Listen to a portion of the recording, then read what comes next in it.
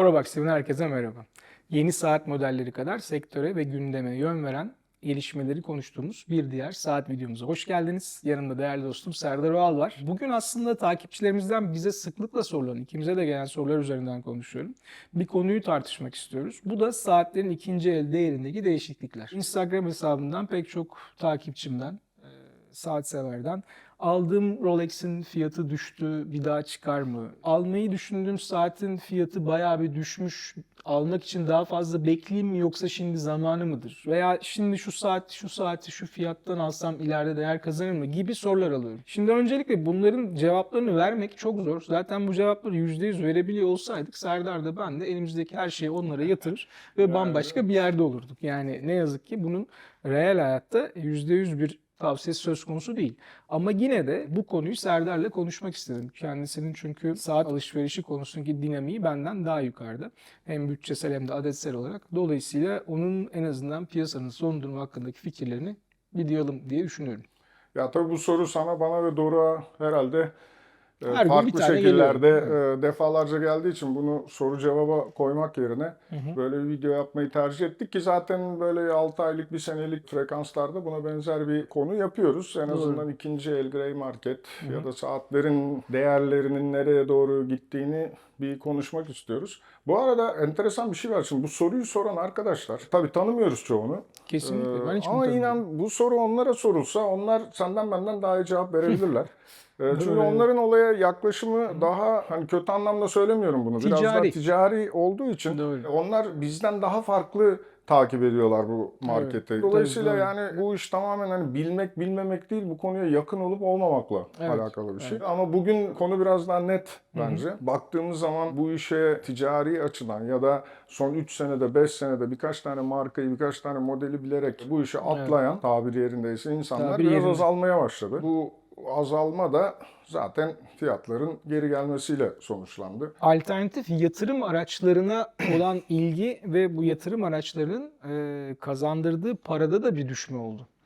Yani işte kripto dediğimiz bu tür kolay para kazandıran ya da birden para kazandıran yatırım araçları, yatırım organları da eskisi kadar bu özelliklerini muhafaza edemedikleri için amiyane bir tabirle kolay kazanılan para kolay harcanamıyor artık. Çünkü kolay kazanılan o para eskisi kadar kolay değil. Yani Konunun tam özeti bu zaten. Yani sen en son kendi saatlerinden bir tanesini ne zaman satmaya çalıştın? hatırlamıyorum. Yani hadi benimki de 6 ay önce olsun, bir sene önce 2000, olsun. 2021'de satmaya Evet. arkadaşıma sattım bu arada. Yani elimde ben bu saate ne kadar verirsiniz diye bir yere gitmedim, bir yere mesaj atmadım ki piyasadaki herkesi tanırım.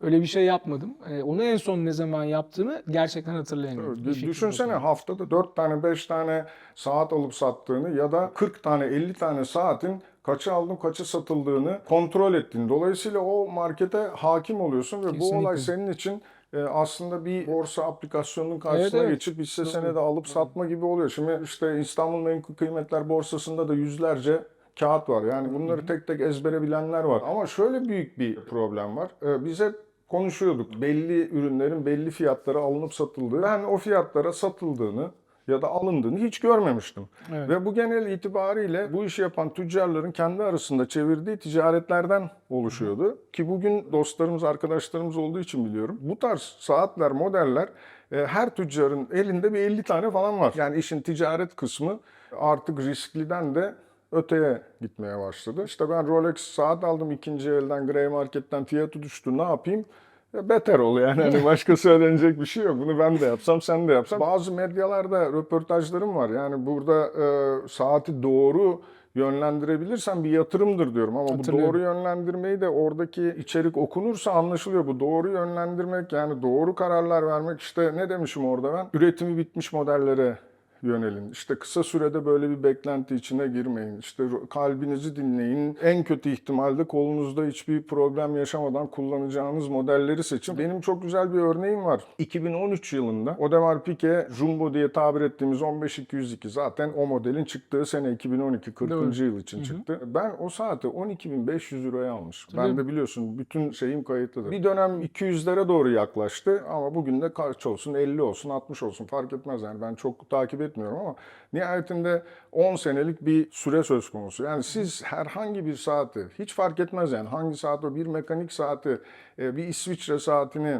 İsviçre saatçiliğinden seçilmiş bir markayı Evet. alıp 10 sene kullandığınızda zaten bu bir değerdir. Doğru. Yani belki 500 dolar aşağıdır, belki 500 dolar yukarıdadır ama bunun değerinin komple kaybolması diye bir şey Mümkün söz değil, konusu değildir. kesinlikle. Yani böyle düşünülürse saat tabii ki bir yatırımdır. Evet. Tabii ki bir değerdir. Ama ben şimdi bugün gideceğim işte Chapain Antarktik modelini alacağım, şunu yapacağım falan filan dediğinde o bir yatırım değildir ki bugün de zaten onun bir yatırım olmadığını hep beraber görmüş durumdayız yani. Peki şimdi burada aslında bu konuya bağlı başka bir konuya da gireceğim. Onun da sorusunu şöyle söyleyeyim. Gray market fiyatlarından genelde saat alınmasını çok tavsiye etmeyiz. Bunu her zaman söylemiştik yayınlarımızda da. Şöyle bir durum söz konusu. Senin bahsettiğin discontinued, yani artık üretimi bitmiş olan modellerin piyasasını ister beğenin ister beğenmeyin ama kullanıcıları O başka bir belirliyor. şey tabii. Bu başka bir şey. Yani bu çok yeni bir şey de olabilir. Bugün üretimi bitmiş bir şey bile olsa yine bu sözümün arkasındayım. Onun için de aynı şeyler geçerli. Ama üretici tarafından tavsiye edilen parakende fiyatının üzerinde satılan bir saati üreticiye bağlı olmayan bir kanaldan satın almak ve bu saatin üretimi hala devam ediyorsa bana çok mantıklı gelmiyor. Bunun da yine altını çizme ihtiyacı duyuyorum. Şimdi sormak istediğim şey şu. Bayiye gidiyoruz ve hala bazı bulunamayan saatler var. Ve insanlar bir şekilde bu saatleri almak istiyorlar. Şimdi adam mesela atıyorum Submariner'dan başladı diyelim. Submariner'ın fiyatlarının sıfırının Grey Market'te 18.500-19.000 dolarlara geldiğini görmüştük. Şu an ne kadar olduğunu hatırlamıyorum ama o fiyatlarda olmadığını eminim. O Submariner'ı almak isteyen adam sırada beklemeye devam mı etmeli? Yoksa artık yeter ben alacaksam Grey ile dealer arasındaki fiyat bundan daha da düşemez deyip saati satın mı almalı? Bugün senin sorunu böyle spesifik olarak algılayıp eğer hani cevap vermek gerekirse fiyatına bakarım ve eğer aradaki fark beni rahatsız etmeyecek bir farksa işte 10 bin euroya satılıyorsa eğer Grey'de de 11 bin euroysa alırım. 1000 euro fark için ya da %5, %10 bir fark için bu kadar beklemeye gerek yok. Bir önceki yine bu konuyla ilgili videomuza bakarsan aşağı yukarı aynı şeyleri söylüyoruz. Doğru. Bekleme listelerinin süresini soran çok fazla takipçim var. Fakat ben yeni saat almadığım için aldığım saatlerde böyle beklenmeden alınabilen saatler olduğu için buna cevap veremiyorum. Genel itibariyle durum nedir Serdar? Yani Rolex olsun, işte AP olsun, Patek olsun sürede bir değişiklik oldu mu? Tavırda bir değişiklik oldu mu? Yani ne düşünüyorsun? Burak hiçbir değişiklik yok. Bu iş bekleme listesiyle değil tamamen kişisel ilişkilerle alakalı. Bugünün konseptinde öyle ve değişen hiçbir şey yok. Tavırda da bir değişiklik yok. Bu markaların herhangi birinin butiğine girdiğinizde sizi iyi karşılıyorlar.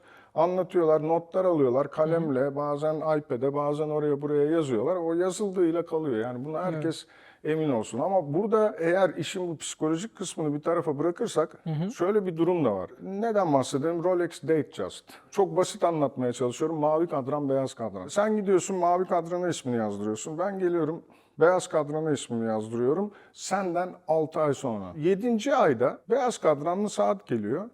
Ve notlarına baktıklarında o saati isteyenin sadece ben olduğum görünüyor. Ve sen 7 aydır mavi kadranlı Rolex Datejust'ı beklerken ben 15. günde o beyaz kadranlı Rolex Datejust'ı alabiliyorum. Bu biraz da şey değil yani Burak Bey mavi verdi, listeye yazdık, siparişi geçtik falan değil. Yani Rolex belli bir allocation yapıyor sana. Yani Rolex sana bilmiyorum ama 50 tane saat gönderiyor. Bu 50 saatin içinde taşlı kadın saati de var, Daytona da var, altın saat de var, Meteoroid kadranlı da var falan filan. Adamlar önlerine koyuyor, bakıyor işte beyaz Datejust. Bunu yani vitrine koyacak hali yok adamın. Zaten vitrinde teşhir için bir sürü saat var. Bir bakıyorlar, Allah Allah bir tek Serdar Oğal istemiş onu. Ki olabiliyor böyle bir şeyler. Tabii Var canım. var, Evet, var bu kesinlikle, tarz şeyler kesinlikle. yani. Aynen öyle. Ama mesela ben bu geçtiğimiz videolarda güldüğümüz çelik altın 36 milim Datejust'ımı siparişle getirtmiştim. Evet. Ve birçok bekleyenden daha önce geldi o. Muhtemelen Yani bu çok fazla hani meraklısı ben yoktu. bekledim beklemedim değil. Ben girdim içeri dedim ki böyle bir saat var mı? Yok. Bunu sipariş edebilir miyiz? Ederiz. Tık tık tık bezeliyle, kadranıyla, bileziğiyle, kasa materyaliyle siparişini verdik. 2 ay sonra Serdar Bey saatiniz geldi dediler. Bu da bir gerçek Doğru, yani. evet. Bu Evet. tamamen ilişkilerle alakalı bir şey. Günümüzün konseptinde bu bulunmayan ve ikinci elde değeri retail'in üstünde olan saatleri alabilmek için sizin bayilerle belli bir seviyede ilişkiniz olması lazım. Bu şartlar altında yani liste falan çok zor. Öyle bir şey olacağını sanmıyorum yani. Okey. Peki Serdar, teşekkür ediyoruz o zaman. Videomuzun sonuna geldik. En azından ülkemizdeki durumu, hatta biraz genel olarak saat piyasasındaki durumu da konuşmuş olduk. Bazı gerçek hayattan örneklerle diyelim.